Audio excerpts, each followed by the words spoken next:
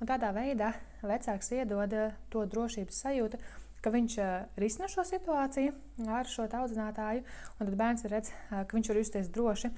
tajā vidē, jo tās situācijas tiks risinātas. Kādu funkciju pilda šobrīd šī pieredze, jo 2 gadi tiešām ir diezgan ilgs laiks, un tipiski tad, kad bērni iet uz bērndārzu, un viņiem pašiem tur patīk,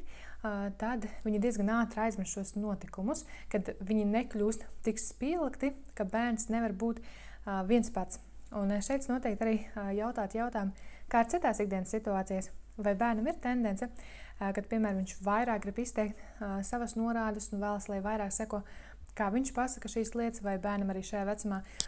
mēdz būt tā, ka ir, piemēram, lielas spilgtas emocijas, kad, piemēram, vecāki kaut ko nedrīkst, tā kā viņš vēlas, vai bērnam, piemēram, ikdienā mēdz būt situācijas, ka viņš negrib pats ģērbties, vai arī negrib pats ēst,